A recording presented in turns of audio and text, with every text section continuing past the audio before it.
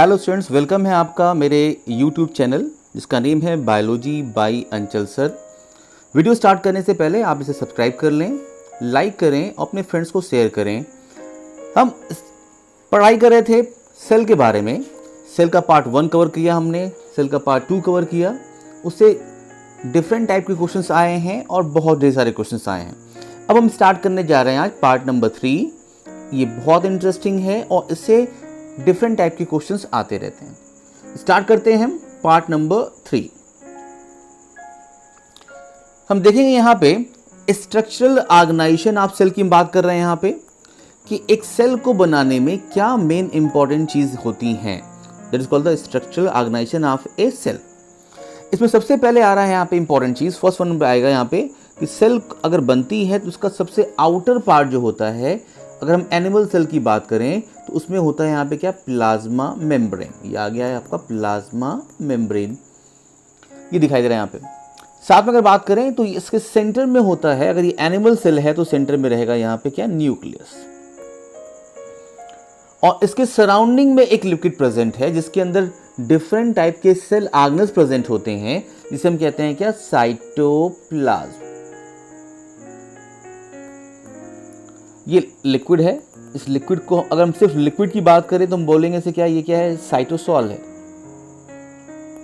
और इसके अंदर अगर सेल ऑर्गेनेल की बात कर दें, ये एंडोप्लाज्मिक रेटिकुलम मैंने ड्रॉ किया यहाँ पे, अभी मैंने माइटोकॉन्ड्रिया ड्रॉ किया था यहाँ पे, ये हो गया गोल्जी एपरेटस की बात कर लें। तो इस लिक्विड और इस सेल ऑर्गेनेल का कंबाइंडली बात करें तो हम क्या कहेंगे, इसको हम साइटोप्लाज्म कहेंगे। बात करते हैं यहाँ पे प्लाज्मा मेम्ब्रेन जो है, इसका मॉडिफिकेशन कई जगह आप देखेंगे हमारे बॉडी के अंदर। सबसे पहले ये क्या करती है, एक सेल के शेप को मेंटेन करके रखती है और सेल के अंदर जितने भी सेल ऑर्गेनेल्स प्रेजेंट हैं उनको बाउंड करके रखती है। यहाँ पे प्लाज्मा मेम्ब्रेन होगी। कोई भी चीज़ अगर एंट्री करेगी तो पहले क्रॉस करना होगा उसको, इस प्लाज्मा मेम्ब्रेन को, और फिर क्या करेगी, ये सेल के अंदर एंटर करेगी। अगर सेल से बाहर आना होगा फिर क्या करेगी, ये क्रॉस करके ही कोई चीज़ प्लाज्मा मेम्ब्रेन को इसके अंदर एंटर करेगी। प्लाज्मा मेम्ब्रेन अगर बात करें कुछ सेल्स के अंदर, ये एक माइक्रोविली सरफेस को फॉर्म करती है। इस टाइप का ये माइक्रोविली दिखाई दे रहा है। अगर हम बात करें अपने इंटेस्टाइन के अंदर, जो विली के ऊपर सेल्स प्रेजेंट होती हैं, एपिथेलियल सेल्स होती हैं, यहाँ पे आपको दिखाई देगा, यहाँ पे प्लाज्मा मेम्ब्रेन की फोल्डिंग दिखाई देगी, जिसे हम क्या कहते हैं, माइक्रोविली कहते हैं।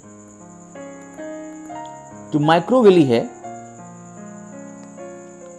माइक्रो अगर बात कर दें हम विली, माइक्रोविली जो दिखाई दिया आपको यहाँ पे, ये क्या कर रही है, ये एक प्लाज्मा मेम्ब्रेन की फोल्डिंग्स है और इससे क्या होता है, सरफेस एरिया जो होता है वो इंक्रीज कर जाता है।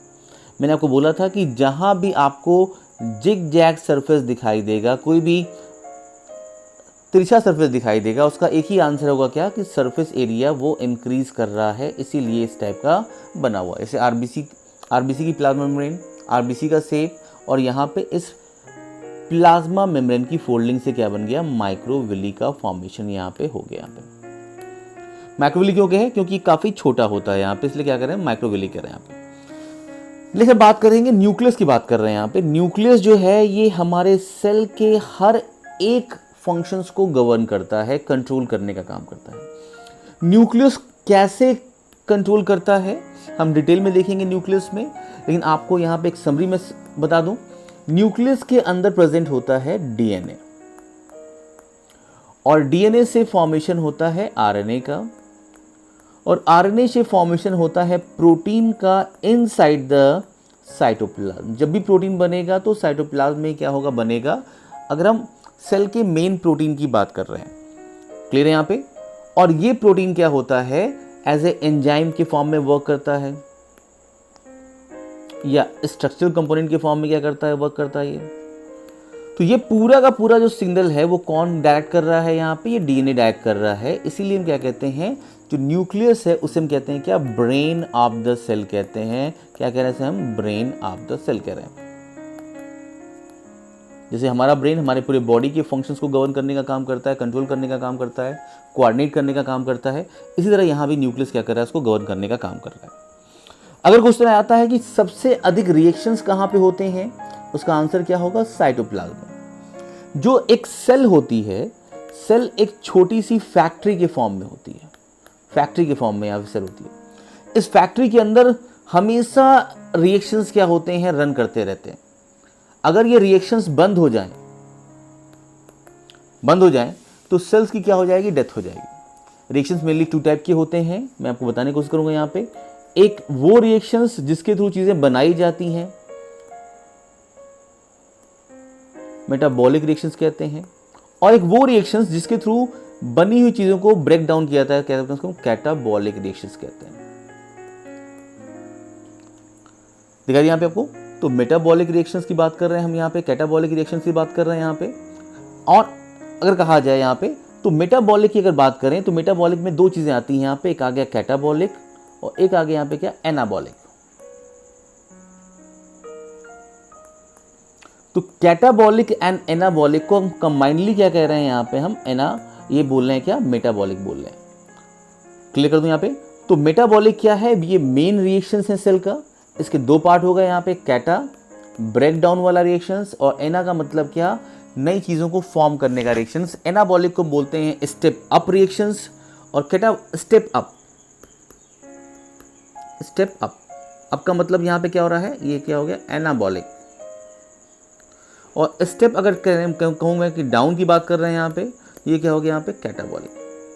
ये दोनों किस में आए यहाँ पे, ये आ गए यहाँ पे क्या, मेटाबॉलिक रिएक्शंस में आ गए यहाँ पे। क्लियर यहाँ पे। इससे भी क्वेश्चन आए हुए हैं, step up and step down word से भी क्वेश्चन आए हुए हैं, तो अब ध्यान देंगे यहाँ पे।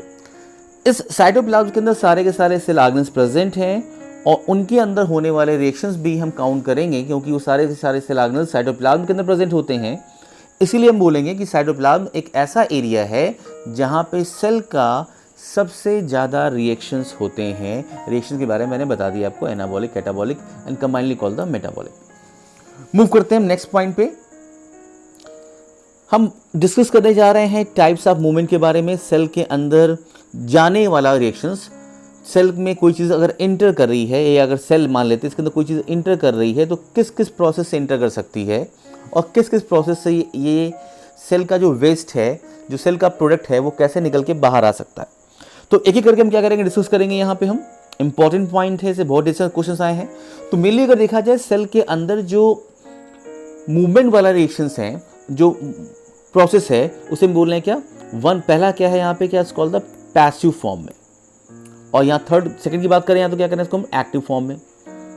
पैसिव का मतलब क्या कि ये जो प्रोसेस होगा इसके अंदर एनर्जी कंज्यूम नहीं की जाएगी। एनर्जी की अगर बात करें तो सेल में एनर्जी की बात करते हैं हम, एडेनोसिन ट्राइफॉस्फेट के बारे में बात कर रहे हैं, ATP। इसे क्या बोल रहे हैं, एडेनोसिन ट्राइफॉस्फेट कहते हैं। और ये एडेनोसिन ट्राइफॉस्फेट एनर्जी करेंसी होता है सेल का। अगर सेल को कोई फंक्शन परफॉर्म करना है तो इस ATP को ब्रेक डाउन करना पड़ता है। जब ATP ब्रेक डाउन होता है तो इसके अंदर जो 3 फॉस्फेट अटैच हैं उनके अंदर हाई एनर्जी बॉन्ड होता है। वो जब बॉन्ड ब्रेक डाउन होता है, एडेनोसिन, ये हो गया ट्राइफॉस्फेट, इसके बॉन्ड जब ब्रेक होते हैं तो इससे एनर्जी क्या होती है, निकल के बाहर आती है। और उसी एनर्जी से सेल क्या करती है, अपने सारे फंक्शंस को गवर्न करने का काम करती है। ATP का फॉर्मेशन साइटोप्लाज्म में भी होता है। अगर ऑक्सीजन रहेगी तो ये इनसाइड द माइटोकॉन्ड्रिया के अंदर भी होता है, वहां से ट्रांसपोर्ट कर दिया जाता है साइटोप्लाज्म के अंदर। हम देखेंगे यहाँ पे पैसिव की बात करते हैं। पैसिव में क्या चीजें आ रही हैं, यहाँ पे आ रही है यहाँ पे सिंपल डिफ्यूजन, दूसरा यहाँ पे क्या है, फैसिलिटेटेड डिफ्यूजन, और थर्ड क्या दिखाई दे रहा है यहाँ पे, इट्स कॉल्ड द ऑस्मोसिस। एक एक को डिस्कस करते हैं हम यहाँ पे। सिंपल डिफ्यूजन को भी डिटेल में देखेंगे हम यहाँ पे। सिंपल डिफ्यूजन यहाँ कह रहे हैं यहाँ पे क्या, कि ये हायर कंसंट्रेशन से लोअर कंसंट्रेशन में क्या कर रहे हैं, चीजें मूव करेंगी यहाँ पे। या अगर क्वेश्चन आएगा तो क्या कहेंगे इसको हम, non polar and small polar substance क्या करते हैं, मूव करने का काम करते हैं। अगर सेल के बाहर कंसंट्रेशन क्या है, काफ़ी ज़्यादा दिखाई दे रहा है यहाँ पे, तो ये चीज़ें मूव करके कहाँ चली जाएंगी, सेल के अंदर चली जाएंगी। अगर सेल के अंदर यहाँ पे चीज़ें वो वाली कम सब्सटेंस का अमाउंट काफ़ी कम है। इसको सिंपल फॉर्म में हम यहाँ दिखाने की कोशिश करेंगे आपको। ये एक ग्लास है जिसके अंदर क्या है, वाटर भरा हुआ। ये ट्रांसपेरेंट ग्लास दिखाई दे रही है आपको, इसमें पूरा का पूरा वाटर है। हमने इसमें क्या किया, 1 ड्रॉप क्या कर दिया, हमने इसमें ऐड कर दिया एक रेड कलर, और ये रेड कलर क्या करेगा, यहाँ पे हाई कंसंट्रेशन के फॉर्म में है, यहाँ पे हाई कंसंट्रेशन के फॉर्म में है, और जैसे जैसे ये वाटर के अंदर जाएगा तो धीरे धीरे पूरे के पूरे वाटर में फैल जाएगा, क्योंकि वाटर में इसका अमाउंट नहीं है। ये पूरा का पूरा वाटर क्या हो गया, रेड कलर का हो गया। क्यों हो गया, क्योंकि हायर कंसंट्रेशन से कहाँ चला गया, ये लोअर कंसंट्रेशन में चला गया। इस वाटर में थोड़ा सा भी अमाउंट यहाँ पे प्रेजेंट नहीं था। क्लियर है यहाँ पे। अगर ये एक परफ्यूम की बोतल है, आपने इसको रूम में क्या किया, स्प्रे किया, अब ये पूरे के पूरे रूम में क्या होगा, डिफ्यूज़ कर जाएगा। क्यों डिफ्यूज़ कर रहा है यहाँ पे, क्योंकि यहाँ पे इसका कंसंट्रेशन बहुत ज़्यादा है और पूरे रूम में इसका कंसंट्रेशन काफ़ी कम है। तो ये उन एरियाज़ में जाएगा जहाँ पे परफ्यूम के मॉलिक्यूल क्या है, नहीं प्रेजेंट हैं या काफ़ी कम प्रेजेंट हैं। तो जहाँ पे हायर है वहाँ से क्या कर गया, ये लोअर कंसंट्रेशन में क्या कर गया, मूव कर गया यहाँ पे। इससे चीज़ें क्या होती हैं, सेल के अंदर इंटर कर जाती हैं। फैसिलिटेड डिफ्यूजन की बात करें, फैसिलिटेड का मतलब कि एक फैसिलिटी प्रोवाइड की जा रही है। जैसे आपका ये घर है, इस घर के अंदर एंट्री करने के लिए एक फैसिलिटी है। यहाँ से एयर एंट्री करती है, हम क्या विंडो कह रहे हैं, और यहाँ से आप एंट्री करते हैं, जहाँ पे ये कह रहे हैं इसको गेट कह रहे हैं। तो आपके घर के अंदर एक फैसिलिटी प्रोवाइड की गई है। आपको अपने रूफ से कूद के अंदर नहीं आना है, इस विंडो को तोड़ के अंदर नहीं जाना है। यहाँ पे गेट बना है, इस गेट के थ्रू क्या करना है, आपको अंदर जाना है। सेम ऐसे ही सेल्स के अंदर भी, अगर ये सेल है तो सेल को इनसाइड मूवमेंट कराने के लिए यहाँ पे प्रोटीन के चैनल्स लगे हुए हैं, और इन प्रोटीन के चैनल्स के थ्रू एक फैसिलिटी प्रोवाइड की गई है कि कोई भी सब्सटेंस बाहर है तो वो इस साइड इनसाइड आ सकता है, इनसाइड द साइटोप्लाज्म आ सकता है, या यहाँ से निकल के बाहर जा सकता है इन प्रोटीन के चैनल्स के थ्रू। और ये प्रोटीन के चैनल्स क्या कहला रहे हैं, it's called the facilitated diffusion कहला रहे हैं। यहाँ पे हम बात करेंगे ऑस्मोसिस की। यहाँ पे तो यहाँ दिखाई दी आपको, यूज ट्रांसपोर्टर्स प्रोटीन, ये प्रोटीन्स हैं यहाँ पे जो क्या करती हैं, ट्रांसपोर्ट करने का काम करती हैं, मूव करते हैं आगे। यहाँ पे ऑस्मोसिस के बारे में बात करें। यहाँ पे ऑस्मोसिस क्या है, यहाँ पे अगर ये एक सेल है और ये सेल की ये क्या है, प्लाज्मा मेम्ब्रेन, जो एक्ट करती है सेमी परमिएबल मेम्ब्रेन की तरह, या बोल सकते हैं इसको आप सेलेक्टिव परमिएबल मेम्ब्रेन की तरह। सेलेक्टिव का मतलब जो चीज़ें सेल को इंपॉर्टेंट होंगी वही चीज़ें क्या होंगी, इसके अंदर क्या करेंगी, इंटर करेंगी थ्रू प्लाज्मा मेम्ब्रेन। और इसमें बात करेंगे, इसमें मूवमेंट किसका होगा, तो मूवमेंट उसका होगा जो उस सोल्यूशन में जिसके अंदर वाटर का अमाउंट क्या होगा, ज़्यादा होगा। वाटर अगर सेल के सराउंडिंग में ज़्यादा है तो ये वाटर इस सेमी परमिएबल थ्रू के थ्रू इंटर कर जाएगा इनसाइड द सेल। या ये कह सकते हैं यहाँ पे वाटर का अमाउंट ज़्यादा है सॉल्यूशन में, और जो सॉल्यूट है उसका अमाउंट क्या है, काफ़ी कम है। तो यहाँ से वाटर का अमाउंट काफ़ी ज़्यादा है और यहाँ पे क्या है, वाटर का अमाउंट काफ़ी कम है, तो ये मूव कर जाएगा इनसाइड द सेल में। और किसके थ्रू जा रहा है, अगर आप ऑस्मोसिस को डिफाइन कर रहे हैं, अगर आप ये वर्ड लिखना भूल गए कि थ्रू सेमी परमिएबल मेम्ब्रेन, तो आपका आंसर पूरा का पूरा गलत हो जाएगा। तो आपको डिफाइन करने में जरूर लिखना है यहाँ पे कि the movement of water from their higher concentration through the semi permeable membrane to their lower concentration. उस वाटर का जहाँ पे हायर कंसंट्रेशन था वहाँ से ये लोअर के फॉर्म में पहुँच गया। अगर हम बात करते हैं एक्टिव ट्रांसपोर्ट की, इन तीनों ट्रांसपोर्ट की अगर मैंने बात की है, तो इन तीनों ट्रांसपोर्ट में एटीपी का यूटिलाइजेशन नहीं होता। एटीपी क्या होगा, इसमें यूज नहीं होगा, मतलब सेल ट्रांसपोर्ट भी कर ली और उसका एनर्जी क्या होगी, कंज्यूम भी नहीं हुई। लेकिन अगर cell against the concentration gradient करती है काम, अब अगेंस्ट का मतलब क्या है यहाँ पे, इसको आप ऐसे समझिए, ये आपका एक वॉशरूम का टैब है जिसके थ्रू पानी आता है। ये आपने क्या कर लिया, बकेट रख लिया, और आपके रूफ के ऊपर यहाँ पे एक टैंक बनी हुई है। टैंक से जब हमने क्या किया, उसको वाटर को यहाँ पे टैप को ओपन किया, तो यहाँ पे वाटर का कंसंट्रेशन क्या है, काफ़ी हायर है, और यहाँ पे बकेट में पानी क्या है ही नहीं, तो क्या बोलेंगे यहाँ पे इसका क्या है, काफ़ी लोअर है। जैसे हमने क्या किया, इसको ओपन किया, पानी क्या हो गया, हायर से क्या हो गया, ये लोअर के फॉर्म में मूव करने लगा। और इसे हम क्या बोल रहे हैं, सिंपल डिफ्यूजन कह सकते हैं उसको यहाँ पे, या ऑस्मोसिस बोल सकते हैं उसको, मूव करके चला गया यहाँ पे।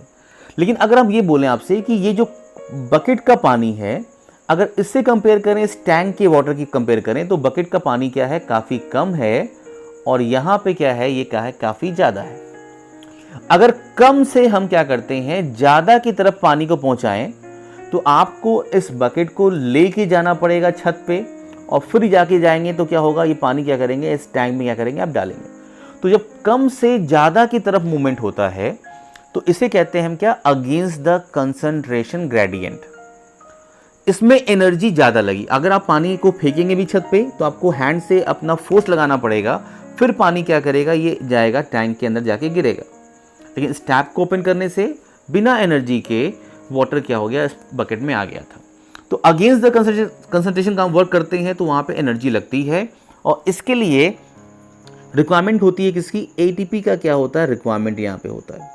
तो जब भी अगर बात करें एक्टिव, अगर हम एक्टिव को देखें तो इस एक्टिव में ही 3 चीजें लिखी हुई हैं। एक्टिव ट्रांसपोर्ट की बात करते हैं तो एक्टिव ए टी, और ट्रांसपोर्ट के अंदर क्या दिखाई दे रहा है आपको, पी दिखाई दे रहा है यहाँ पे। तो ए टी पी, अगर आप एक्टिव ट्रांसपोर्ट पूरा लिखेंगे तो उसमें दिखाई देगा आपको क्या, ए टी पी। इसका मतलब क्या है, एक्टिव ट्रांसपोर्ट में एटीपी क्या होती है, यूटिलाइज होती है। एज ए सिंपल फॉर्मूला मैंने बताया आपको, लर्न करने का ये प्रोसेस है। सेल के अंदर सोडियम एंड पोटेशियम को ट्रांसपोर्ट किया जाता है। अब इसको ट्रांसपोर्ट करने के लिए यहाँ पे सेल के ऊपर यहाँ पे प्रोटीन चैनल्स लगे हुए हैं। ये प्रोटीन चैनल्स जब इनको एनर्जी मिलती है तो क्या करते हैं, ये ओपन होते हैं और ट्रांसपोर्ट करते हैं क्या, सोडियम को इनसाइड और पोटेशियम को आउटसाइड क्या करते हैं, ट्रांसपोर्ट करने का काम करते हैं। क्लियर यहाँ पे। जनरली ये नर्व सेल पे जो न्यूरॉन हमारी होती है, जो नर्व सिस्टम की यूनिट होती है, न्यूरॉन सेल की बात कर रहे हैं हम, उनमें क्या होता है, ये पंप पाया जाता है। जल्दी हर सेल में प्रेजेंट है वो मेंटेन करने के लिए, लेकिन न्यूरॉन सेल पे क्या करेंगे, हम डिस्कस करेंगे इसको क्लास 10 के टॉपिक में, कंट्रोल एंड कोऑर्डिनेशन में से मैं बताऊंगा डिटेल में आपको। अब इसी एक्टिव प्रोसेस की अगर बात कर लें हम यहाँ पे, तो इसमें 2 चीजें हो रही हैं। क्या बोले, एक्सोसाइटोसिस का मतलब क्या, एक्सो का मतलब क्या, एग्जिट। चीजें क्या हो रही है, निकल के बाहर जा रही हैं, क्या बोले, एग्जिट कर रहे हैं। इंडो का मतलब क्या, मूविंग इनसाइड। सेल के अंदर आएंगे तो क्या कहेंगे से हम, ये बाहर जा रही थी, ये क्या हो रहा है, अंदर आ रही है, एंडोसाइटोसिस। अब दोनों के अंदर एटीपी का क्या होगा, रिक्वायरमेंट होगा अगर, और इसे हम बोलते हैं क्या, अगर कहा जाए कि इसे हम बोलते हैं क्या, बल्क ट्रांसपोर्ट। बल्क का मतलब क्या, इसमें ह्यूज अमाउंट में चीजें सेल के अंदर आ सकती हैं और सेल से बाहर जा सकती हैं, इसलिए मैंने क्या दिया है, बल्क ट्रांसपोर्ट मैंने नाम दिया यहाँ पे। आगे देखिए यहाँ पे, अब जो एंडोसाइटोसिस है वो अकॉर्डिंग टू सेल की बात कर रहे हैं। सेल क्या चीज इंटर ले रही है, अपने अंदर ले रही है, अगर वो सॉलिड फॉर्म में है तो क्या बोले हम, फैगोसाइटोसिस। फैगो का मतलब क्या होता है, टू किल, और साइटोसिस मतलब क्या होता है, सेल। सेल जब किसी चीज को किल करने के लिए लेती है, जैसे कि बात करें हम WBC की बात कर लें, एक मैक्रोफेज है, ये एक बैक्टीरिया को इनगल्फ कर रही है, तो इस प्रोसेस को क्या बोलेंगे हम, और ये बैक्टीरिया क्या है, सॉलिड फॉर्म में दिखाई दे रहा है, होता ही है, और ये जब इनसाइड आएगा इस प्लाज्मा मेम्ब्रेन के थ्रू इंटर करेगा यहाँ पे, तो whole the process called the phagocytosis. और फैगोसाइटोसिस करने के लिए हमारे बॉडी के अंदर 2 सेल प्रेजेंट हैं। हमने बात की थी यहाँ पे मोनोसाइट एंड बात करेंगे न्यूट्रोफिल्स के बारे में, ये दोनों है। मोनोसाइट काफ़ी बड़ी होती है, सबसे बड़ी सेल दिखाई देती है, और न्यूट्रोफिल क्या है, नंबर 1 होती है हमारे ब्लड के अंदर, परसेंटेज क्या होता है, सबका सबसे ज़्यादा होता है ब्लड के अंदर। पिनोसाइटोसिस की बात कर रहे हैं, इसे बोलते हैं क्या, सेल ड्रिंकिंग भी कहते हैं, और इसे बोलते हैं सेल ईटिंग कहते हैं। ये क्या है, सेल ईटिंग। सेल क्या कर रही है, ईट करने का काम कर रही है, हमने क्या करते हैं, सेल ईटिंग बोल दिया यहाँ पे, इसे कह रहे हैं सेल ड्रिंकिंग बोल दिया। पिनोसाइटोसिस, इसमें क्या हो रहा है, लिक्विड क्या हो रहा है, इनसाइड आ रहा है। अब मैं बात करूंगा आपसे कि एक्सोसाइटोसिस जो प्रोसेस है वो कैसे हो रहा है। ये एक सेल है, पहले आप करते हैं एंडोसाइटोसिस की बात करेंगे हम। ये एक सेल है और इसका ये प्लाज्मा मेम्ब्रेन है। अब इस प्लाज्मा मेम्ब्रेन के सराउंडिंग में यहाँ पे कुछ मटेरियल प्रेजेंट है जिसको इनसाइड मूव करना है। अब ये प्लाज्मा मेम्ब्रेन क्या करेगा, अपने अंदर ऐसा एक ग्रूव फॉर्म करेगा जिसे हम इन्वेजिनेशन भी कहते हैं, और ये सारा का सारा मटेरियल देखिए इस छोटे से वेसिकल फॉर्म में जो बना हुआ छोटा सा पैकेट है, इसके अंदर फिल कर जाएगा। बाद में क्या करेगा, ये जो प्लाज्मा मेम्ब्रेन है ये आपस में यहाँ से कनेक्ट करेगा। यहाँ देखिए ये पूरा का पूरा प्लाज्मा मेम्ब्रेन क्या कर रहा है, आपस में अपने आप को और पास लेके आ गया, यहाँ देखिए, और कनेक्ट कर रहा है। कनेक्ट करने से क्या हो गया, ये जो मटेरियल क्या है एक छोटे से पैकेट में पैक हो रहा है और यहाँ पे प्लाज्मा मेम्ब्रेन आपस में कनेक्ट हो रहा है। इसके बाद का प्रोसेस देखते हैं हम लोग। अब प्लाज्मा मेम्ब्रेन ये पूरा आपस में कनेक्ट हो गया और ये जो नीचे वाला वेसिकल के फॉर्म में था ये कट के से क्या हो गया, अलग हो गया। तो ये यहाँ से कटना, इसका वेसिकल आपस में क्या करना, बनना, इस प्रोसेस में ज्वाइनिंग कर रहा है, यहाँ पे कटिंग हो रही है, इसमें क्या होगा, यहाँ पे एटीपी लगेगा और ह्यूज अमाउंट ऑफ प्रोटीन भी यहाँ लगेंगे इसको फिर से रिपेयर करने में। यहाँ पे इस प्रोसेस को क्या कहते हैं, अब ये मटेरियल जो बाहर था, यहाँ दिखाई दे रहा था बाहर, वो इस प्रोसेस से होते हुए क्या हो गया, सेल के अंदर आ चुका है। और इसे हम क्या बोलते हैं, अगर ये सेल फैगोसाइटोसिस कर रही है या इनसाइड ली है तो इसको क्या बोलेंगे हम, फैगोसोम बोलेंगे। इसी प्रोसेस के थ्रू अमीबा भी फूड अपना इंटर करता है और हमारी सेल क्या करती है, अब क्योंकि ह्यूज चीज़ें आई हैं, बल्क में चीज़ें आई हैं और प्लाज्मा मेम्ब्रेन से ही इसका आउटर सराउंडिंग मीडियम बन गया, तो दिस प्रोसेस क्या कहेंगे हम लोग, यहाँ पे एंडोसाइटोसिस कहेंगे। और यहाँ फोकस करिए, लिखा हुआ है यहाँ पे क्या, formation of vesicle from the plasma membrane. ये इंपॉर्टेंट पॉइंट था, इसे आप करेंगे, याद करेंगे इसे आप। सेम इसी प्रोसेस में अगर देखा जाए तो ये चीज़ें दिखाई दे रही है यहाँ पे, क्या ये मूवमेंट जो हो रहा है इसी तरीके से क्या हो रहा है, बाहर हो रहा है। अगर सेल को मूव करना है तो ये चीज़ें क्या होंगी, यहाँ पे जाके आगे फ्यूज़ करेंगी। फ्यूज़ करने से यहाँ पे क्या होगा, यहाँ पे से वेसिकल फॉर्म होगा और ये वेसिकल क्या होगा, बाद में प्लाज्मा मेम्ब्रेन आपस में अटैच हो जाएगी और ये वेसिकल क्या होगा, कट होकर बाहर चला जाएगा यहाँ पे। तो ह्यूज प्रोसेस कॉल्ड द, क्या बोलेंगे इसको हम, क्या एक्सोसाइटोसिस बोलेंगे। इसमें भी क्या हो गया, वेसिकल का फॉर्मेशन हो गया प्लाज्मा मेम्ब्रेन से और उसको निकाल के बॉडी से, इस सेल की बॉडी से बाहर कर दिया गया। आगे हम देखेंगे यहाँ पे सिंपल डिफ्यूजन को और ऑस्मोसिस को कि कैसे ये हो रहा है, डिटेल में देखते हैं। यहाँ पे हम डिफ्यूजन की बात करते हैं। ये सारे के सारे आपको ग्रीन कलर के मॉलिक्यूल्स दिखाई दे रहे हैं और यहाँ हम ज़्यादा अमाउंट में देख रहे हैं ग्रीन कलर के बॉल्स को, और इसे हम क्या बोल रहे हैं, हायर कंसंट्रेशन में है। और यहाँ देखिए यहाँ पे ग्रीन कलर की बॉल्स प्रेजेंट नहीं है, तो इसलिए हम क्या बोल रहे हैं, इसको क्या बोल रहे हैं, लोअर कंसंट्रेशन बोल रहे हैं।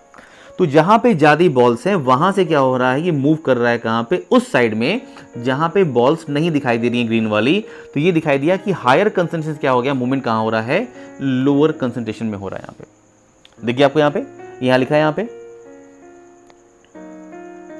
अगर बात करें हम यहाँ पे कि ये पूरा का पूरा क्या है, रैंडम मूवमेंट होता है। रैंडम का मतलब क्या, कोई भी चीज़ कहीं से भी क्या कर सकती है, मूव कर सकती है, यहाँ से ये मूव कर रही है यहाँ पे। और साथ में एक चीज़ और इंपॉर्टेंट पॉइंट दिखाई दे रहा है यहाँ पे कि इसके अंदर ये पैसिव प्रोसेस है। पैसिव प्रोसेस का मतलब क्या होता है कि नो एनर्जी। एनर्जी की बात जब भी आएगी तो हम जल्दी क्या करेंगे, उसको हम एटीपी के फॉर्म में ही देखेंगे। एटीपी क्या है, हमारे बॉडी का क्या है, एक पावर पैकेट है जिसे क्या कहते हैं, सेलुलर करेंसी कहते हैं। और एटीपी हमारे नर्वस सिस्टम में एज ए न्यूरोट्रांसमीटर का भी रोल प्ले करता है। ये न्यूरोट्रांसमीटर भी है। एटीपी पे निगेटिव चार्ज होता है, ध्यान देने वाली बात यहाँ पे है, क्योंकि इस पे पास क्या है, फॉस्फेट क्या होता है, प्रेजेंट होता है। तो एटीपी कैरी करता है नेगेटिव चार्ज। जहाँ जहाँ फॉस्फेट होगा वो सारी चीज़ें क्या होंगी, नेगेटिव चार्ज वाली होंगी। डीएनए की बात कर लें, आरएनए की बात कर लें, वो भी क्या होगा, नेगेटिव चार्ज वाला होता है, स्लाइटली नेगेटिव होता है वो। मूव करेंगे हम नेक्स्ट पॉइंट पे, ये डिफ्यूजन था।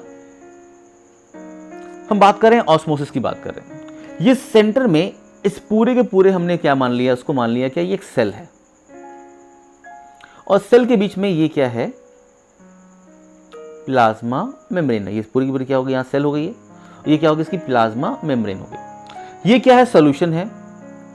और सोल्यूशन में देखिए आपको दो चीज दिखाई दे रही है। यहाँ पे क्या दिखाई दे रहा है, आउटर ऑफ सोल्यूशन में यहाँ पे सिर्फ वाटर के मॉलिक्यूल दिखाई दे रहे हैं। ये एक रेड वाला क्या हो गया, हाइड्रोजन हो गया। यहाँ पे क्या होंगे, 2 ऑक्सीजन के मॉलिक्यूल दिखाई दे रहे हैं। यहाँ पे ये वाटर हो गया। यहाँ पे यहाँ की अगर बात करें, जो सेल के इनसाइड की बात करें, तो यहाँ पे वाटर भी है और साथ में क्या है, वाटर के अंदर क्या है, यहाँ पे शुगर का मॉलिक्यूल्स यहाँ पे घोले गए हैं, जिसे हम क्या बोल रहे हैं, सॉल्यूट कह रहे हैं। तो यहाँ पे सिंपल सी बात है कि इसमें वाटर का मॉलिक्यूल कम है, क्योंकि इसके अंदर ऐड कर दिया गया है यहाँ पे शुगर के सॉल्यूशन को। तो इन वाटर मॉलिक्यूल के बीच में किसके मॉलिक्यूल आ गए, यहाँ पे ये शुगर के मॉलिक्यूल यहाँ पे आ चुके हैं। इनके वाटर मॉलिक्यूल के बीच में यहाँ दिखाई दे रहा है आपको यहाँ पे। और यहाँ पे क्या है, सिर्फ और सिर्फ क्या है, वाटर है, तो वाटर का कंसेंट्रेशन क्या होगा, यहाँ पे क्या होगा, ज़्यादा होगा।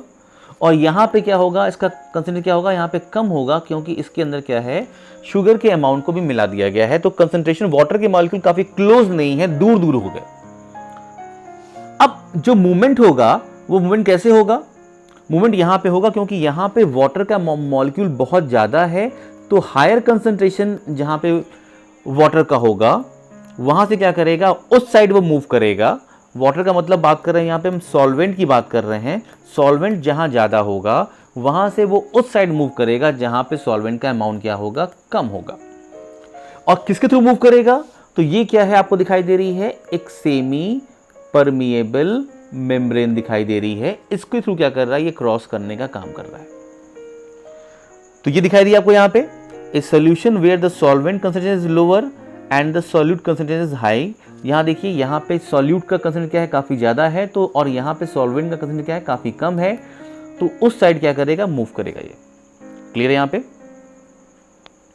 हम मूव करते हैं नेक्स्ट पेज की तरफ। इंपॉर्टेंट पॉइंट वहां भी दिखाई देगा आपको। यहाँ पे हम बात कर रहे हैं टाइप्स ऑफ सोल्यूशन की, और यहाँ बात करेंगे टोनिसिटी की। टोनिसिटी का मतलब क्या, कि एक सोल्यूशन 3 टाइप के बनते हैं यहाँ पे।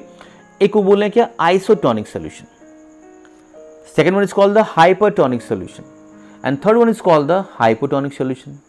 अब आइसो का मतलब क्या है, इसका मतलब क्या, सेम। और टॉनिक का मतलब क्या है, जैसे आपने देखा होगा टॉनिक पिया जाता है, डॉक्टर कहते हैं टॉनिक पीजिए, आपका स्ट्रेंथ क्या करेगी, मूव करेगी। टॉनिक का मतलब क्या हो गया, स्ट्रेंथ। ठीक है, एक ऐसा सॉल्यूशन जिसके अंदर सॉल्यूट और सॉल्वेंट का जो कंसंट्रेशन है वो क्या है, सेम स्ट्रेंथ का है। यहां देखते हैं हम, यहाँ पे आपको जितने ये येलो कलर की बॉल्स दिखाई दे रही हैं, एग्जैक्टली उतनी ही कलर की आपको ब्लू कलर की बॉल्स दिखाई दे रही हैं। येलो कलर की बॉल्स को क्या कह रहे हैं, हम सॉल्यूट कह रहे हैं, और ये ब्लू कलर की बॉल को क्या कह रहे हैं, हम सॉल्वेंट कह रहे हैं। तो यहाँ पे दोनों इक्वल अमाउंट में दिखाई दे रहा है, तो सेम सॉल्यूट का अमाउंट भी है एंड सॉल्वेंट का अमाउंट भी है। तो इस टाइप के सोल्यूशन को हम क्या कहते हैं, हम आइसोटोनिक सोल्यूशन कहते हैं। क्लियर है। अगर बात करें हम हाइपर, हाइपर का मतलब क्या, मोर। हाइपर का मतलब क्या होता है, ज्यादा, ऊपर वाला स्ट्रेंथ। यहां पे क्या हो गया, ये मोर स्ट्रेंथ वाला सॉल्यूशन है। अब मोर क्या होगा, किस बेसिस पे हम बोल रहे हैं मोर, मोर का मतलब क्या चीज ज्यादा। अगर बात करें तो यहां पे जो येलो कलर की बॉल्स हैं, जिन्हें क्या बोल रहे हैं, सॉल्यूट कह रहे हैं। सॉल्यूट का अमाउंट जब ज्यादा होगा तो उस टाइप के सॉल्यूशन को हम क्या कहेंगे, हाइपरटोनिक सॉल्यूशन कहेंगे। तो ये बनाया गया यहाँ पे क्या, हाइपरटोनिक सॉल्यूशन कह रहे हैं। इसका अपोजिट कर दीजिए कि जब वाटर का मॉलिक्यूल या सॉल्वेंट का मॉलिक्यूल क्या हो, कम हो, तो उसे क्या कहेंगे, हम हाइपरटोनिक कहेंगे। यहाँ पे क्लियर दिखाई दिया आपको। यहाँ पे अब इसमें क्या दिखाई दिया आपको, कि सॉल्यूट का कंटेंट क्या है, काफी ज्यादा है, और जो सॉल्वेंट का कंटेंट क्या है, काफी कम है। तो इस टाइप के सॉल्यूशन को क्या हो गया, हाइपरटोनिक। अगर आपको हाइपरटोनिक सॉल्यूशन याद हो गया तो जस्ट आपको इसका अपोजिट करना है, अपोजिट कर दीजिए इसका, तो क्या हो जाएगा, ये हाइपोटोनिक हो जाएगा। यहाँ पे तो जनरली आपको बस 2 ही याद करना है, एक ही याद करना है। आइसोटोनिक का मतलब क्या, सेम सेम, और इन दोनों में से बस आप एक ही याद करिए, या ये याद करेंगे तो इसका अपोजिट हो जाएगा ये।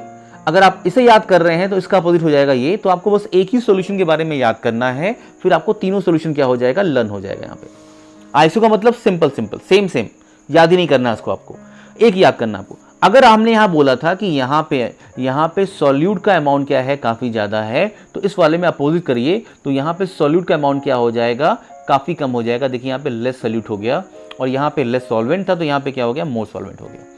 तो इस टाइप के सॉल्यूशन को क्या कहेंगे हम, लेस स्ट्रेंथ वाला सॉल्यूशन, क्योंकि यहाँ पे जो वाटर का मॉलिक्यूल है उसका कंसंट्रेशन बढ़ गया, और जो मेन मटेरियल था, जो सॉल्यूट था, उसका अमाउंट क्या हो गया, कम हो गया। अगर इसको ऐसे समझाएं कि एक 100 ml ऑफ मिल्क है, और उसमें हमने क्या कर दिया, 900 ml क्या मिला दिया, हमने वाटर मिला दिया, तो ये जो मिल्क बन के तैयार होगा, काफ़ी क्या होगा, लेस क्वालिटी का होगा, क्योंकि इसके अंदर जो कंपोनेंट का है, मेन कंपोनेंट क्या है, वो काफ़ी क्या है, कम होगा। और ऐसा अगर मिल्क आप पिएंगे तो आपको फ़ायदा नहीं करेगा। लेकिन अगर बात करें 900 ml क्या है, मिल्क है, इसमें हमने 100 ml वाटर मिला दिया, तो ये मिल्क क्या होगा, फ़ायदेमंद होगा, क्योंकि इसके अंदर क्या है, जो मेन मटेरियल है उसका अमाउंट क्या है, काफ़ी ज़्यादा दिखाई दे रहा है यहाँ पे। अब आगे बात करते हैं, यहाँ पे इसको और डिटेल में देखते हैं। यहाँ पे अब मैं आपको डिटेल में समझाने की कोशिश करूंगा कि अगर एक सेल की कंडीशन है और यहाँ देखिए, यहाँ क्या दिखाई दे रहा है, हम बात करेंगे आइसोटोनिक की बात करेंगे। आइसोटोनिक का मतलब क्या है कि सेम सॉल्यूट का कंसंट्रेशन होगा इनसाइड एंड आउटसाइड की बात करें हम यहाँ पे। देखिए यहाँ भी 20% सॉल्यूट दिखाई दे रहा है और यहाँ भी 20% सॉल्यूट दिखाई दे रहा है। अगर सेल एक ऐसे सराउंडिंग एनवायरनमेंट में रखी गई है जहां पे सेल के आउटर साइड में भी सॉल्यूट का कंसंट्रेशन 20% है और इनसाइड भी सॉल्यूट का कंसंट्रेशन 20% है और बाकी बचा हुआ वाटर का कंसंट्रेशन कितना हो जाएगा, 80% हो जाएगा। तो इसमें जो वाटर का मूवमेंट होगा इन एंड आउट दोनों साइड होता रहेगा और सेल के शेप के ऊपर कोई भी इंपैक्ट नहीं पड़ेगा। क्लियर है यहाँ पे। अगर बात करें हम हाइपरटोनिक की बात करें तो यहां देखिए, हाइपरटोनिक का मतलब यहां पे क्या, सेल एक ऐसे जगह पे रखी गई है जिसके अंदर जो वाटर का कंसंट्रेशन है, देखिए वो काफी ज्यादा दिखाई दे रहा है यहाँ पे, और जो सॉल्यूट का कंसंट्रेशन है वो क्या है, काफी कम दिखाई दे रहा है। बाहर देखिए सॉल्यूट वाटर क्या हो गया, कम हो गया, और सॉल्यूट क्या हो गया, बढ़ गया। तो हम बात करेंगे वाटर की मूवमेंट की बात कर रहे थे, तो जहां पे वाटर ज्यादा है यहाँ पे सेल के अंदर वाटर का कंटेंट ज्यादा दिखाई दे रहा है। सेल के अंदर कहां पे, इनसाइड द साइटोप्लाज्म की बात करेंगे हम यहाँ पे। तो सेल के अंदर ज्यादा है और बाहर वाटर का अमाउंट कम दिखाई दे रहा है, 60 दिखाई दे रहा है। तो ये वाटर क्या होगा, मूव कर जाएगा आउटसाइड द सेल, इस जहां पे वो सेल रखी गई है। तो यहां दिखाई देगा कि वाटर का मूवमेंट जो क्या होगा, आउटसाइड द सेल होगा। अब सेल से जब वाटर निकलेगा, is just like the balloon से एयर निकल के बाहर जा रही है, तो बलून का साइज क्या होगा, सिंपल सी बात है, बलून से एयर निकल के बाहर जाएगी तो बलून का साइज क्या होगा, स्क्वीज करेगा, छोटा होगा। तो यहां भी क्या होगी, सेल क्या करेगी, यहाँ पे श्रिंक करेगी यहाँ पे। इसका अगर यहाँ पे सेल श्रिंक कर रही है, तो मैंने बोला था एक, अगर आपको एक सोल्यूशन याद है तो जस्ट क्या करना है, उसका आप अपोजिट करेंगे यहाँ पे। अगर यहाँ श्रिंक की तो यहाँ पे सेल देखिए यहाँ क्या कर रही है, यहाँ पे बात करते हैं इसको डिटेल में। यहाँ पे यहाँ देखिए, यहाँ पे जो कंसंट्रेशन दिखाई दे रहा है, अब वाटर का जो कंसंट्रेशन देखिए बाहर क्या हो गया, 90% हो गया, और सेल के अंदर क्या हो गया, यहाँ पे 80%। इसका मतलब क्या कि बाहर वाटर का कंटेंट ज्यादा है और अंदर कम है, तो सेल के अंदर क्या होगा, वाटर इनसाइड करेगा। जब सेल के अंदर वाटर जाएगा तो उसकी जो साइटोप्लाज्म का कंटेंट है वो क्या करेगा, इंक्रीज करेगा, और इंक्रीज करने से इसके प्लाज्मा मेम्ब्रेन पे प्रेशर पड़ेगा और प्लाज्मा मेम्ब्रेन क्या होगी, स्ट्रेच होगी आउटसाइड। अगर ये एनिमल सेल है तो ये ब्रस्ट हो सकती है, क्योंकि प्लांट सेल अगर होगी तो प्लांट सेल के सराउंडिंग में एक आउटर हार्ड कवरिंग होती है, जिसे क्या कहते हैं हम, सेल वॉल कहते हैं। सेल वॉल का मतलब क्या, ये एक हार्ड कवरिंग प्रेजेंट है, इसके अंदर ही क्या होगा, प्लाज्मा मेम्ब्रेन क्या होगी, प्रेजेंट रहेगी, और ये स्ट्रेच नहीं होती, इसलिए क्या होगा, यहाँ पे प्लांट सेल ब्रस्ट तो नहीं करेगी, लेकिन हम क्या कहेंगे इसको, ये क्या होगा, यहाँ पे काफी क्या होगा, ये इसके अंदर सेल क्या हो गया, यहाँ पे इंटर कर गया, वाटर में क्या कर गया, यहाँ पे इंटर कर गया। यहाँ पे इसको हम डिटेल में देखते हैं यहाँ पे। तो यहाँ देखिए आपने क्या किया, वाटर क्या कर रहा है, इंटर कर रहा है, कहाँ कर रहा है, तो हाइपरटोनिक सॉल्यूशन के अंदर कर रहे हैं। सब चीजें यहाँ पे क्या लिखी हुई, यहाँ पे move inside the cell causing the expanding eventually the lysis. Animal cell की बात होगी तो यहाँ पे क्या होगा, लाइस करेगा। लाइस का मतलब क्या, ब्रस्ट करना, डैमेज होना। इसी को हम डिटेल में देखते हैं। प्लांट सेल की बात कर रहे हैं यहाँ पे, इस पे क्वेश्चंस आए हुए हैं प्लांट सेल में कि अगर हम प्लांट सेल को आइसोटोनिक मीडियम में रखते हैं तो प्लांट सेल पे क्या इंपैक्ट पड़ेगा। तो आइसोटोनिक की अगर बात करें, वो एनिमल सेल हो प्लांट सेल हो, दोनों की बात करें, तो जहां पे जो सॉल्यूट प्लस सॉल्वेंट आउटसाइड है, एग्जैक्टली वही सॉल्यूट प्लस सॉल्वेंट क्या इनसाइड है। तो जितना अमाउंट ऑफ वाटर इन करेगा उतना ही वाटर ऑफ अमाउंट क्या करेगा, आउट कर लेगा। तो इस कंडीशन को बोलते हैं क्या हम, फ्लैसिड। फ्लैसिड का मतलब होता है फ्लैबी से, और फ्लैबी का मतलब क्या होता है कि नॉर्मल पोजीशन पे क्या है, सेल बनी हुई है, जो इसका प्लाज्मा मेम्ब्रेन है एग्जैक्टली क्या है, ऐसे प्रेजेंट रहेगा, इस पे कोई आपको इंपैक्ट नहीं दिखाई देगा यहाँ पे। अगर बात करें हाइपोटोनिक, हाइपोटोनिक का मतलब क्या, एक ऐसा सॉल्यूशन जिसके अंदर वाटर का कंटेंट बहुत ज्यादा दिखाई दे रहा है और सेल के अंदर वाटर कंटेंट कम दिखाई दे रहा है। तो इसमें क्या होगा, ये वाटर क्या करेगा, आउटसाइड से इनसाइड क्या करेगा, मूव करेगा। कैसे मूव कर रहा है, क्योंकि जो प्लाज्मा, ये जो प्लाज्मा मेम्ब्रेन तो क्या है, सेलेक्टिव परमीएबल है, लेकिन अगर बात करें हम इस सेल वॉल की बात करें तो सेल वॉल पे क्या है, माइन्यूट पोर्स प्रेजेंट है। पूरे के पूरे सेल वॉल पे क्या है, माइन्यूट पोर्स प्रेजेंट है यहाँ पे।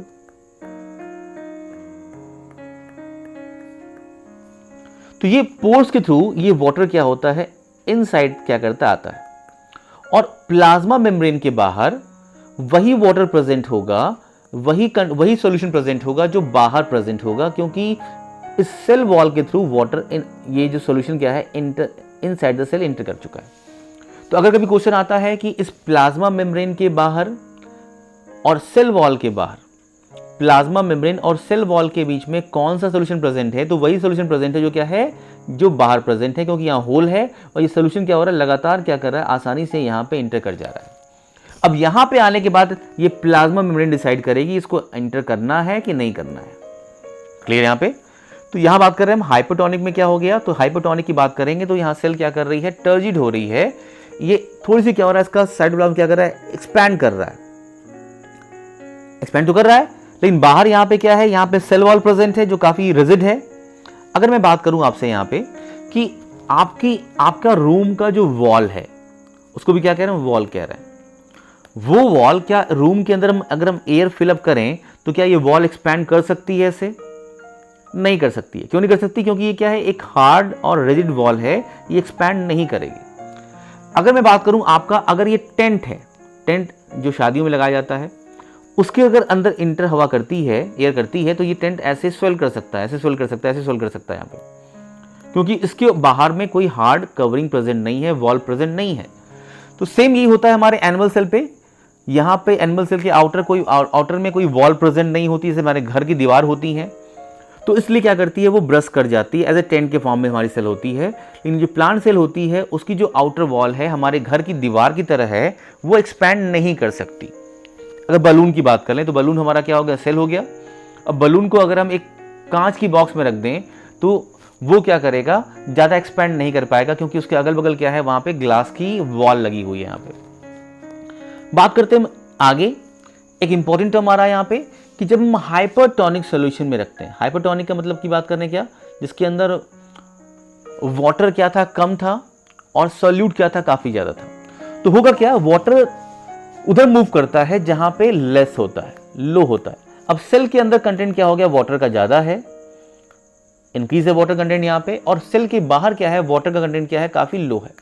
तो वाटर क्या करेगा, इस प्लाज्मा मेम्ब्रेन से बाहर निकलेगा और ये सेल वॉल की वॉल जो पोर्स है उसको क्रॉस करते हुए निकल जाएगा सराउंडिंग मीडियम में, और साइटोप्लाज्म का जो कंटेंट है वो क्या हो जाएगा, श्रिंक करने लगेगा, और सारे के सारे सेल ऑर्गेनेल्स क्या होंगे, काफी छोटे एरिया में क्या हो जाएंगे, श्रिंक करके आ जाएंगे। इस छोटे एरिया में पूरा का पूरा साइटोप्लाज्म क्या हो गया, यहाँ पे श्रिंक होके आ गया, और इस कंडीशन को कहते हैं हम क्या, प्लाज्मोलाइज्ड कंडीशन कहते हैं। और इसमें हुआ क्या, सेल से वाटर निकल के बाहर चला गया, तो इसे हम क्या कह रहे हैं, एक्स ऑस्मोसिस कह रहे हैं। और यहां पे वाटर इनसाइड आ रहा है, तो क्या बोले हम इसको, एंड ऑस्मोसिस कह रहे थे यहाँ पे। अगर क्वेश्चन आता है कि अगर हम इस सेल को जो प्लाज्मोलाइज्ड है, इस सेल को अगर हम फिर इस वाले सॉल्यूशन में इंटर कर दें तो क्या होगा, तो फिर सेल क्या हो जाएगी, फिर से क्या होगी, नॉर्मल पोजीशन को क्या करेगी, ऑक्युपाई कर लेगी, इसे फिर से क्या हो जाएगी, नॉर्मल हो जाएगी। तो ध्यान देने वाली बात है कि प्लाज्मोलाइज्ड कंडीशन कब हो रही है, प्लाज्मोलाइज्ड कंडीशन में भी क्या होगा, सेल का शेप चेंज नहीं होगा, बस प्लाज्मा मेम्ब्रेन का शेप चेंज होगा, क्योंकि ये सेल क्या है, एक वॉल की तरह है। अगर आपके घर से, रूम से सारी की सारी एयर निकाल दें तो वॉल आपकी कॉन्ट्रैक्ट नहीं करेगी, अपने प्लेस पे प्रेजेंट रहेगी। एग्जैक्टली यहाँ पे भी हो रहा है, तो वॉल क्या होगी, कॉन्ट्रैक्ट नहीं होगी, लेकिन इसका जो प्लाज्मा मेम्ब्रेन है वो क्या हो गया, यहाँ पे कॉन्ट्रैक्ट हो गया। क्यों हो गया, क्योंकि इसके अंदर से जो साइटोप्लाज्म के अंदर जो वाटर प्रेजेंट था उसको निकाल के बाहर कर दिया गया। अगर सेल को हमने फिर कहाँ पहुंचा दिया, हाइपोटोनिक सॉल्यूशन पहुंचा दिया, तो इस सेल क्या करेगी, फिर से इसके अंदर वाटर आ जाएगा, और ये क्या करेगी, अपने आप को नॉर्मल क्या करेगी, मेंटेन कर ले जाएगी। मूव करते हैं नेक्स्ट पॉइंट पे हम यहाँ पे, डीप्लाज्मोलाइसिस। इस प्रोसेस को कहेंगे, जो प्लाज्मोलाइसिस सेल है, अगर इसके अंदर साइटोप्लाज्म से वाटर निकल के बाहर जा चुका है, इसे हम क्या कह रहे हैं, एक्स ऑस्मोसिस कह रहे हैं। और फिर से अगर वाटर क्या हो रहा है, इंटर आ रहा है, इंटर कर रहा है in the process of and osmosis में, क्योंकि इस सेल को कहां रख दिया हमने, फिर से कहां रख दिया है, इनसाइड द हाइपोटोनिक सॉल्यूशन रख दिया है। तो इसे हम कहेंगे क्या, फिर से सेल अपने आप को मेंटेन कर रही है और ये प्लाज्मोलाइसिस वाली कंडीशन खत्म हो रही है, इसलिए हमने नाम दे दिया यहाँ पे क्या, डी प्लाज्मो। डी का मतलब क्या, रिमूव होना। कौन सी, क्या रिमूव होना, प्लाज्मोलाइसिस वाली कंडीशन को रिमूव होना, क्या बोल दिया हमने, क्या, डी प्लाज्मोलाइसिस बोल दिया। सेल देखिए यहाँ पे फिर से क्या हो गया, वाटर कंटेंट आ गया, और साइटोप्लाज्म के अंदर वाटर कंटेंट आने से पूरा का पूरा देखिए यहाँ पे ये फिर से क्या कर गया, इनसाइड द प्लाज्मा क्या हो गया, एक्सपैंड कर गया। ये क्या हो गया, न्यूक्लियस दिखाई दे रहा है आपको। ये क्या हो गया आपका यहाँ पे प्लांट का ये सैप वैक्यूल दिखाई दे रहा है। मूव करते हैं आगे। एनिमल सेल की बात करेंगे। एनिमल सेल की बात करें तो यहाँ बात करते हैं क्या आरबीसी की बात करते हैं, क्योंकि आरबीसी को हम आसानी से सिंगल सेल है, सेपरेट सेल्स हैं, आसानी से बॉडी से हम ले सकते हैं। अगर आरबीसी को हम आइसोटोनिक सॉल्यूशन में डालते हैं, आइसोटोनिक सॉल्यूशन का मतलब क्या, वो सॉल्यूशन जब पेशेंट बीमार होता है तो डॉक्टर क्या करते हैं, उसे एक बॉटल चढ़ाते हैं जिसे जनरली फॉर्म में ग्लूकोज बोलते हैं। जनरली जो ग्लूकोज है वो क्या है, एक जो सलाइन सोल्यूशन है उसे हम क्या कहते हैं, आइसोटोनिक सोल्यूशन कहते हैं। और जो सोल्यूशन चढ़ाया जाता है उसे हम बोल सकते हैं क्या, रिंगर्स सोल्यूशन। क्या बोल सकते हैं उसे, रिंगर्स सोल्यूशन। रिंगर सोल्यूशन क्या है, एक टाइप का आइसोटोनिक सोल्यूशन है जिसके अंदर सॉल्यूट एंड सॉल्वेंट का कंसंट्रेशन एग्जैक्टली वही है जो हमारे आरबीसी के अंदर क्या होता है, प्रेजेंट होता है। तो इसके अंदर भी सॉल्यूट बात कर रहे हैं हम यहाँ पे और सॉल्वेंट की बात कर लें तो एग्जैक्टली वही है जो क्या होगा उस सोल्यूशन के अंदर होगा। ये सॉल्यूट की बात कर दी हमने, क्या करें सॉल्वेंट की बात कर दी यहाँ पे, दोनों के अंदर क्या होगा। अब ये सोल्यूशन जब क्या होता है पेशेंट के बॉडी में जाता है तो एग्जैक्टली उस सोल्यूशन का कंसंट्रेशन और इनसाइड द आरबीसी का कंसंट्रेशन क्या होता है, मेंटेन रहता है। इसलिए हमारे ब्लड के ऊपर जो ब्लड की सेल्स होती हैं उन पे कोई इंपैक्ट नहीं पड़ता है। तो आइसोटोनिक में क्या होगा, आरबीसी के ऊपर कोई भी इंपैक्ट नहीं पड़ेगा। अगर हम बात कर दें हाइपरटोनिक के अंदर, तो हाइपरटोनिक सॉल्यूशन में जब हम आरबीसी को प्लेस करेंगे तो आरबीसी क्या हो जाएगी, क्रीनेटेड हो जाएगी। क्रीनेटेड का मतलब क्या, क्रीनेशन का होना मतलब यहाँ पे क्या होना, टीथ लाइक स्ट्रक्चर का क्या होना, फॉर्म होना। ये क्या हो रहा है, आप देखिए यहाँ पे ये पतले पतले क्या हो रहे हैं, टीथ लाइक स्ट्रक्चर्स क्या हो रहे हैं यहाँ पे फॉर्म हो रहे हैं। यहाँ देखिए मैंने बनाया है, क्या बोलेंगे, आरबीसी क्या हो गई यहाँ पे, क्रीनेटेड हो गई। पहले श्रिंक होगी, क्यों श्रिंक होगी यहाँ पे, क्योंकि वाटर क्या हो गया, मूव आउट हो गया यहाँ पे। इसका जस्ट अपोजिट कर दीजिए, मैंने बोला था आपको बस एक ही याद करना है। अगर आपको आइसोटोनिक का मतलब क्या होगा, कोई इंपैक्ट नहीं कर रहा है, इसको भूल ही जाइए, कोई प्रॉब्लम नहीं होती इसके अंदर। हाइपरटोनिक में अगर क्या कर रही है, श्रिंक कर रही है, अगर क्रीनेटेड कर रही है तो इसका जस्ट अपोजिट क्या होगा, इसमें क्या करेगी, स्वेल करेगी। और स्वेल करने के बाद ये देखिए पूरी की पूरी क्या हो रही है, इसका जो साइटोप्लाज्म का कंटेंट है वो निकल के बाहर आ गया। तो इसे हम बोलते हैं क्या, इसे बोलते हैं क्या हम, हीमोलाइज्ड हो गई। क्या हो गई यहाँ पे, ये हीमोलाइज्ड हो गई। हीमोलाइज्ड का मतलब क्या कि ये ब्रश कर गई, इसमें से जो कंटेंट है साइटोप्लाज्म का वो पूरा का पूरा निकल के क्या हो गया, बाहर आ गया। तो क्वेश्चन अगर आता है कि हाइपोटोनिक कंडीशन में आरबीसी की कंडीशन क्या होगी, तो पहले क्या करेगी, वो स्वेल करेगी और बाद में क्या करेगी, वो हीमोलाइज्ड हो जाएगी। हीमोलाइज्ड क्यों बोल रहे हैं, क्योंकि हीमो वर्ड होता है ब्लड के लिए होता है, इसलिए हम आरबीसी के लिए क्या कर रहे हैं, वर्ड यूज कर रहे हैं क्या, हीमोलाइज कर रहे हैं। या जनरल फॉर्म में से क्या कह सकते हैं, ब्रश बोल सकते हैं। तो ये था, इससे इंपॉर्टेंट क्वेश्चन आते हैं। आइसोटोनिक का मतलब याद रखिएगा, रिंगर सोल्यूशन।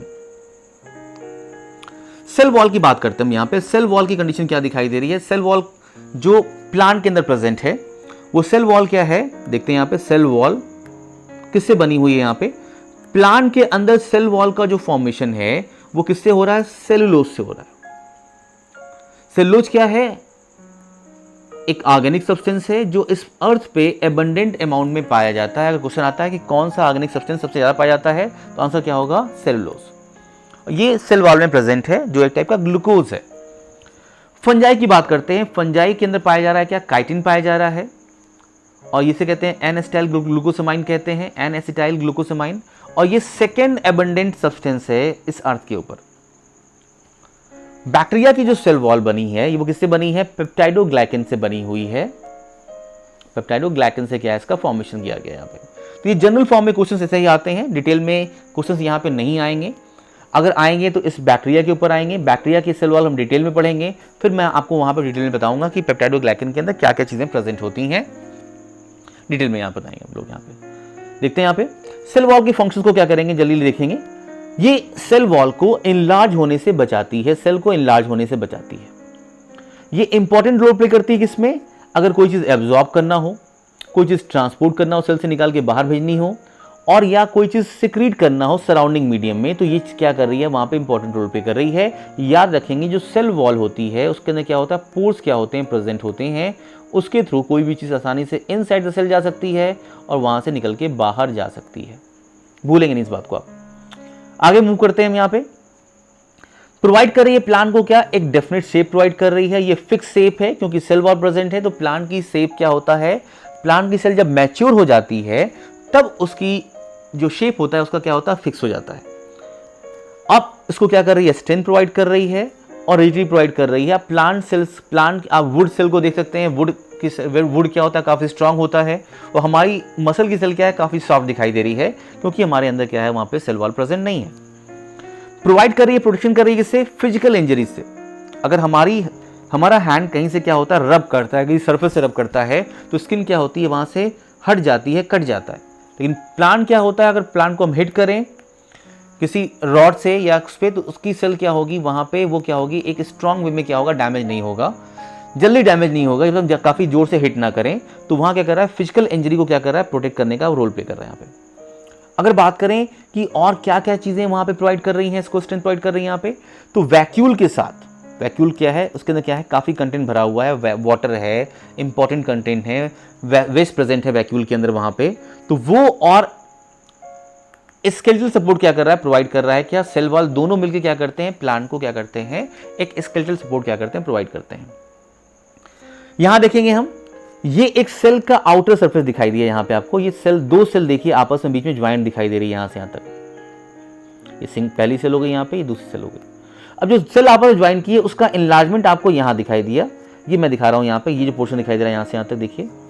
इस अगर सेल को फोकस करेंगे तो ये जो आपको लाइट येलो कलर दिखाई दे रहा है, ये कलर और ये कलर, ये कलर और ये कलर, ये दिखाई दे रहा है, ये एक टाइप की, एक साइड की सेल इधर है और एक साइड की सेल क्या है, इधर। ये एक सेल की क्या है, सेल वॉल यहां से यहां तक दिखाई दे रही है, दूसरी सेल की सेल वॉल यहां से यहां तक दिखाई दे रही है। इन दोनों सेल वॉल के बीच में आपको यहां पे स्काई ब्लू कलर की एक आपको स्ट्रिप दिखाई दे रही है। ये स्ट्रिप दोनों सेल वॉल के मिडिल में प्रेजेंट है और ये एक लेयर के फॉर्म में है, तो इसे हम बोल देते हैं लैमेला का मतलब क्या, लेयर, और कहां प्रेजेंट है, मिडिल में प्रेजेंट है, तो बोल दिया हमने क्या, मिडिल लैमेला बोल दिया। और इस मिडिल लैमेला के अंदर आपको क्या दिखाई दे रहा है, जो पेक्टेट प्रेजेंट है, पेक्टिन से बना हुआ, ये मिडिल लैमेला पेक्टिन से प्रेजेंट बनी हुई है, और इस पेक्टिन के अंदर बहुत ज्यादा अमाउंट में क्या होता है, कैल्शियम होता है। कैल्शियम क्या है, काफी ज्यादा अमाउंट में है, और मैग्नीशियम क्या है, ये लेस अमाउंट में क्या होता है, प्रेजेंट होता है। ये अगर हम बात करें कि कोई अगर फ्रूट है, अगर वो राइप नहीं किया है, वो कच्चा है, तो काफी हार्ड होता है। क्यों हार्ड होता है, क्योंकि उसके अंदर पेक्टिन का अमाउंट क्या है, काफी ज्यादा है, कैल्शियम क्या है, कैल्शियम पेक्टेट क्या है, काफी ज्यादा क्या होता है, प्रेजेंट होता है। लेकिन जैसे से क्या होता है, ये फ्रूट क्या करता है, राइप करता है with the help of fruit ripening hormones के थ्रू क्या करता है, जब राइप करता है वो, तो उसके अंदर का ये जो पेक्टिन वाला रीजन है, ये जो मिडिल लैमेला बनी है, ये डिसॉल्व होने लगती है। जब डिसॉल्व होती है तो क्या होता है, फ्रूट क्या होता है, पल्पी हो जाता है, काफी क्या होता है, सॉफ्ट हो जाता है। तो ध्यान देने बात है कि फ्रूट पहले क्या था, जब अनराइप था, कच्चा था, तो क्या था, हार्ड था, बाद में क्या हो गया, वो सॉफ्ट हो गया। क्यों सॉफ्ट हो गया, कि मिडिल लैमेला क्या हो गया, डिसॉल्व हो गई, उसका कैल्शियम भी क्या हो गया, डिसॉल्व हो गया, उसका मैग्नीशियम भी क्या हो गया, वहाँ पे लेयर के अंदर जो प्रेजेंट है वो क्या हो गया, डिसॉल्व हो गया। साथ में आपको ये दिखाई दे रहा है कि इन दो सेल के बीच में, एक सेल ये दिखाई दी आपको यहाँ पे और दूसरी सेल ये दिखाई दी आपको यहाँ पे, तो यहाँ पे आपको एक गैप दिखाई दिया। इन गैप को हम कहते हैं, जो प्लांट सेल के अंदर पाया जाता है, क्या बोलते हैं, प्लाज्मोडेस्मा कह रहे हैं। डेस्मा क्या है, एक सिंगुलर वर्ड है, अगर प्लूरल की बात करें तो प्लाज्मोडेस्मेटा कहते हैं। इसके थ्रू एक कनेक्शन दिखाई दे रहा है, ये कनेक्शन देखिए, ये एक गैप है, इसके थ्रू क्या हो रहा है, देखिए दो सेल आपस में कनेक्टेड है। अब दो सेल आपस में किस चीज से कनेक्टेड होती है, इस प्लाज्माडेस्मेटा में क्या चीज मूव करती है, तो ये देखिए दिखाई दे रहा है कि स्मूथ एंडोप्लाज्मिक रेटिकुलम जो है वो क्या है, इस सेल से एक दूसरे सेल के स्मूथ एंडोप्लाज्मिक रेटिकुलम से यहां पे आपको कनेक्टेड दिखाई दे रहा है। यहां पे तो ये दिखाई दे यहां पे क्या, स्मूथ एंडोप्लाज्मिक रेटिकुलम आपस में कनेक्टेड है। तो अगर क्वेश्चन आता है कि इस दो सेल के बीच में जो कनेक्शन प्रेजेंट है, क्या कह रहे हैं, जो गैप प्रेजेंट है, क्या कह रहे हैं, प्लाज्माडेस्मा कह रहे हैं, इसके थ्रू क्या मूव करता है, तो बोलेंगे इसको क्या कर रहा है, डेस्मोटिब्यूल मूव कर रहा है। और डेस्मोटिब्यूल किससे बना हुआ है, तो बोलेंगे स्मूथ एंडोप्लाज्मिक रेटिकुलम से बना हुआ है। ये इस सेल का साइटोसॉल है और ये पहले वाले सेल का साइटोसॉल है। तो यहां से चीजें क्या होंगी, आसानी से क्या होंगी, यहाँ पर आप क्या कर दी जाएंगी, ट्रांसपोर्ट करती जाएंगी। मूव करते हैं इसी के साथ हम नेक्स्ट पॉइंट की तरफ, जो इंपॉर्टेंट पॉइंट आ रहा है यहाँ पे, सेलुलोज की बात करेंगे। सेलुलोज को मैंने बताया आपको यहाँ पे कि ये क्या है, सेलुलोज क्या है, मोस्ट एबंडेंट ऑर्गेनिक मटेरियल है इस अर्थ पे। सेलुलोज क्या है, ये सेलुलोज, सेलुलोज जो क्या है, एक टाइप का क्या है, एक ग्लूकोज मॉलिक्यूल है। और कौन सा ग्लूकोज मॉलिक्यूल है, इसे बोलेंगे क्या, बीटा ग्लूकोज मॉलिक्यूल है और एक लॉन्ग चेन है, लॉन्ग चेन है। ये क्या है, टफ शुगर दिखाई दे रहा है, क्लियर है। तो क्या है, एक लॉन्ग स्ट्रेट चेन की तरह से बना होता है जो क्या करता है, काफी स्ट्रेंथ प्रोवाइड करता है। अगर बात करें सेलुलोज को कौन सा एंजाइम डाइजेस्ट कर सकता है, तो वो एंजाइम का नेम है क्या, सेलुलेज। एज लगा दिया गया यहाँ पे, सेलुलोज को डाइजेस्ट करने वाला सेलुलेज, क्लियर है यहाँ पे। तो ये सेलुलेज क्या हो रहा है, डाइजेस्ट हो रहा है किसके थ्रू। अब ये एंजाइम क्या है, एनिमल्स के पास क्या होता है, लैक होता है, ठीक है। मोस्टली एनिमल क्या करते हैं, हमारे अंदर क्या है, ये एंजाइम क्या है, लैक किया हुआ है। एक जो टर्माइट है, और अगर बात करें इसको क्या करता है, सेलुलेज क्या करता है, ब्रेक डाउन करता है इस सेलुलोज को और क्या बना देता है यहाँ पे, ग्लूकोज के, बीटा ग्लूकोज के मोनोमर में क्या करता है, ब्रेक डाउन कर देता है उसको मोनोमेरिक फॉर्म में क्या करेगा, ब्रेक डाउन करेगा। आपने नेम सुना होगा टर्माइट का। जो टर्माइट होता है वो वुड को खाता है। वुड को खाने का मतलब क्या, वो बुक को खाता है, स्टेम को खाने का काम करता है, मतलब वो सेलुलोज को डाइजेस्ट करने का काम कर रहा है। तो याद रखिएगा, टर्माइट जो होता है वो सेलुलोज को डाइजेस्ट नहीं करता। टर्माइट के अंदर क्या है, एक प्रोटोजोआ प्रेजेंट है और वो प्रोटोजोआ जो क्या करता है, वो फॉर्म करता है क्या, सेलुलेज क्या करता है, फॉर्म करता है। तो टर्माइट और ये प्रोटोजोआ आपस में एक रिलेशनशिप के साथ रह रहे हैं, जैसे लाइकन रहता है, जब बोलते हैं क्या, हम सिम्बायोटिक रिलेशनशिप। और इसके थ्रू क्या होता है, ये टर्माइट इसे प्लेस देता है अपने इंटेस्टाइन में और ये प्रोटोजोआ क्या करता है, इसको सेलुलेज डाइजेस्ट करता है और उसके थ्रू क्या करता है, इसे एनर्जी क्या करती है, प्रोवाइड होती है उसको। तो इस प्रोटोजोआ के थ्रू ये क्या हो रहा है, यहाँ पे सेलुलेज क्या हो रहा है, डाइजेस्ट होने का काम हो रहा है। मूव करते हैं हम नेक्स्ट पॉइंट पे। आप ध्यान देने वाली बात यहाँ थी, हम स्टार्ट करेंगे, बात करने जा रहे हैं न्यूक्लियस के बारे में। और न्यूक्लियस को डिस्कवर किया था जिस साइंटिस्ट ने, उसका नेम क्या है, रॉबर्ट ब्राउन ने डिस्कवर किया था। और इसे हम क्या बोलते हैं, ब्रेन ऑफ द सेल कहते हैं, जो सेल के सारे फंक्शंस को कंट्रोल करता है। मैंने स्टार्टिंग में बताया था। अब एक न्यूक्लियस जो है वो अपने अंदर क्या करता है, डीएनए को रखा हुआ है, कंटेंट को रखा हुआ है और ये प्रोटेक्ट कर रहा है किसको, प्रोटेक्ट्स एंड कंट्रोल, ऐसे काम कर रहा है यहाँ पे पूरे सेल को। और ये न्यूक्लियस क्या करता है, हमारे डीएनए को क्या करता है, प्रोटेक्ट करने का काम करता है अपने डबल मेम्ब्रेन सरफेस से। इसकी जो एनवेलप है ये डबल मेम्ब्रेन से बनी हुई है और इस एनवेलप में क्या है, आपको पोर्स दिखाई दे रहे हैं। 3000 से 4000 यहाँ पोर्स प्रेजेंट होते हैं। इसके बाहर यहाँ पे आपको साइटोप्लाज्म दिखाई देगा। साइटोप्लाज्म क्या करता है, इसके अंदर मूव करता है। जब इसके अंदर मूव कर जाता है तो इसे हम बोलते हैं क्या, न्यूक्लियोप्लाज्म बोलते हैं। क्या बोलते हैं इसे हम, न्यूक्लियोप्लाज्म बोलने लगते हैं। और ये न्यूक्लियोप्लाज्म जब बाहर आएगा तो क्या बोलेंगे इसे हम, साइटोप्लाज्म बोलने लगेंगे। यहाँ पे इस न्यूक्लियस के अंदर अगर बात करें हम यहाँ पे, तो आपको कुछ ऑर्गेनेल दिखाई दे रहे हैं यहाँ पे। इसे हम बोलते हैं क्या, हम न्यूक्लियोलस। न्यूक्लियोलस क्या है, एक काफी डेंस एरिया प्रेजेंट है जिसके ऊपर कोई कवरिंग मेम्ब्रेन प्रेजेंट नहीं होती। इसे हम क्या कर रहे हैं, न्यूक्लियोलस बोल रहे हैं। न्यूक्लियोलस को डिस्कवर किया था फोंटाना ने, फोंटाना साइंटिस्ट ने, नाम याद रखिएगा इसको। अब ये जो न्यूक्लियोलस है ये अपने सराउंडिंग में कुछ चीजों को रखता है। क्या रखता है, इसके पास बहुत अमाउंट में क्या होते हैं, प्रोटीन्स होते हैं। और ये सारे प्रोटीन्स साइटोप्लाज्म में फॉर्म हुए थे। कहाँ फॉर्म हुए थे, साइटोप्लाज्म में ये सारे प्रोटीन फॉर्म हुए थे। और इनको दूसरी प्रोटीन्स ने क्या कर लिया, अपने अंदर अटैच किया और उसको गाइड करके इन पोर्स के थ्रू कहां लेके गई, इनसाइड द साइटोप्लाज्म के अंदर लेके गई। तो कोई भी न्यूक्लियस के अंदर का प्रोटीन है वो कहां फॉर्म हुआ है, वो साइटोप्लाज्म में फॉर्म हुआ है, उसे इनसाइड द न्यूक्लियस पहुंचा दिया गया। वो भले क्रोमोसोम की प्रोटीन हो, वो भले न्यूक्लियस के सराउंडिंग की प्रोटीन हो, सबका फॉर्मेशन कहां पर हुआ, वो साइटोप्लाज्म में क्या हुआ था, फॉर्म हुआ था। अगर हम बात करें डीएनए से क्या होता है, आरएनए का क्या होता है, फॉर्मेशन होता है। इस प्रोसेस को कहते हैं हम क्या, ट्रांसक्रिप्शन। और ये प्रोसेस कहां पे होता है, इनसाइड द न्यूक्लियोप्लाज्म होता है। और लगातार सेल के अंदर ये होता रहता है। सेल अगर कोई भी चीजों को, फंक्शन को परफॉर्म करना है तो डीएनए क्या करता है, वो सारे सिग्नल्स डीएनए क्या करता है, आरएनए के फॉर्म में क्या करता है, उसको देता है। क्लियर है यहाँ पे, आरएनए और डीएनए हमारे जेनेटिक मटेरियल के फॉर्म में है। और इस अर्थ पे सबसे पहले आरएनए का फॉर्मेशन हुआ था क्योंकि आरएनए सिंपलेस्ट फॉर्म में है। और फिर इससे क्या हो गया, डीएनए का फॉर्मेशन हुआ। इसीलिए सबसे पहले आरएनए का फॉर्मेशन हुआ था, इसलिए हम इसको एज ए जेनेटिक मटेरियल के फॉर्म में इसको आज भी क्या करते हैं, हम ट्रीट करते हैं। आगे बात करते हैं यहाँ पे कि न्यूक्लियस को क्या बोलेंगे, क्योंकि ये प्रोटीन्स और क्या करता है, आरएनए को क्या करता है, कंटेंट करके रखता है, और इसी प्रोटीन और आरएनए से राइबोसोम्स का फॉर्मेशन होता है। तो न्यूक्लियस के सराउंडिंग में राइबोसोम्स का फॉर्मेशन होगा, इसीलिए हम न्यूक्लियस को बोल देते हैं क्या, राइबोसोम की फैक्ट्री बोल देते हैं। राइबोसोम्स की क्या बोलते हैं, फैक्ट्री बोल देते हैं।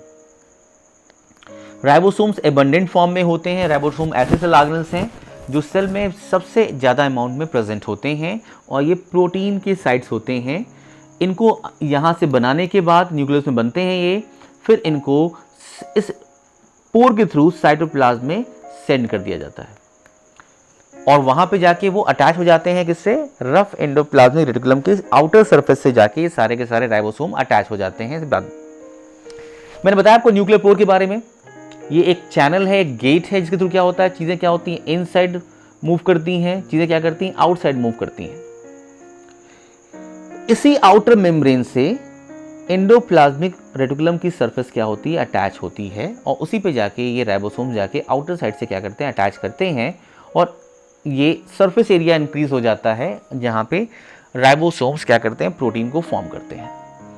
तो यहाँ दिखाई दिया न्यूक्लियर एनवेलप के बारे में बताया मैंने आपको, जो सेलेक्टिवली परमेबल दिखाई दे रही है यहाँ पे, कॉन्टिन्यूस विद है ईआर है। मैंने बताया अभी यहाँ पे कि कॉन्टिन्यूस ईआर का मतलब क्या, कि अगर ये इसकी आउटर मेम्ब्रेन जो है, इसी से क्या हो गया, ये एंडोप्लाज्मिक रेटिकुलम का क्या हो गया, यहाँ पे इसकी फॉर्मेशन हो गई, यहाँ पे it's called the continuous with the ER. ER का मतलब क्या, एंडोप्लाज्मिक रेटिकुलम।